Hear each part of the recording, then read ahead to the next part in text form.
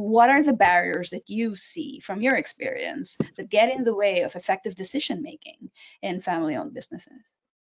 Well, I have several in mind. I am going to share some of them with you, and Alex, I would love to hear from you.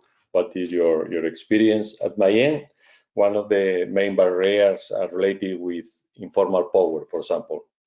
You know, in family-owned business, usually there are people that they don't have the title, but they have the power to influence who have the title to make the decision. If this is not clear, this is a huge obstacle in order to have an effective decision-making process.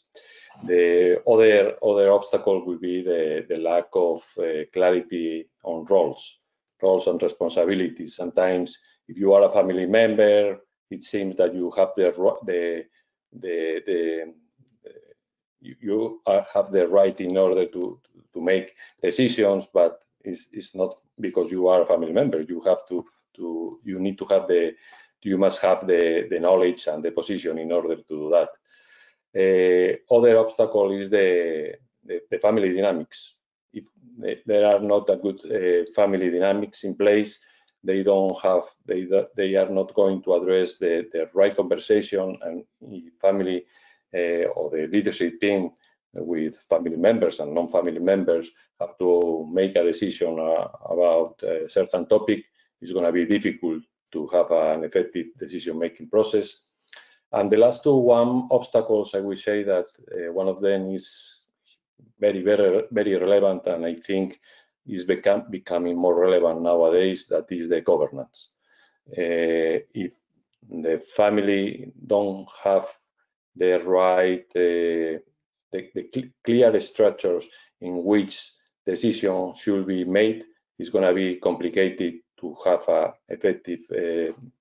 effective decision-making process, because each issue is going to be analyzed from the family standpoint and the business standpoint, and the kind of decisions are quite often are complete different. So issues around the family should be evaluated to assess in I would say, a family council or a governance that take care of the family issues, and the business issues should be addressed in the board of directors or the structure fully focused on that. And if you don't have this structure, it's going to be difficult to have an effective decision-making process.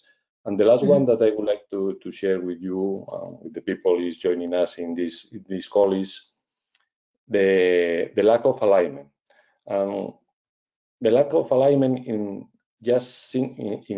only one thing will be very relevant from my point of view, and this is what is related with only one decision.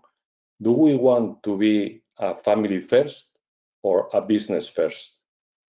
Because if family members don't have clarity on that, all the conversation will be completely different, because the kind of decision that you are going to make, if family members decide that this is a business that is family first, fine. The compensation model will be will go in this way. The accountability will be probably not so hard to fulfill, but the kind of decision will be completely different. However, if we decide that this business is business first, the conversation changed completely. So only only to have the family together in order to make a decision on that will change dramatically the kind of things that the family can do in the future. Is there anything that resonates, Alex, with regards to that, or any strategies to help make wiser decisions within a family-owned business? Yeah, no, I mean, I think one of the big things that I think is to your point, and I'll bring out the stat and whatnot that I think ties in. Coming back with what you mentioned before, 75% of family businesses don't have succession plans in place, and so again, they're not having these conversations. at all. And so I think what you really need to do is almost intentionally set aside time to have these types of conversations.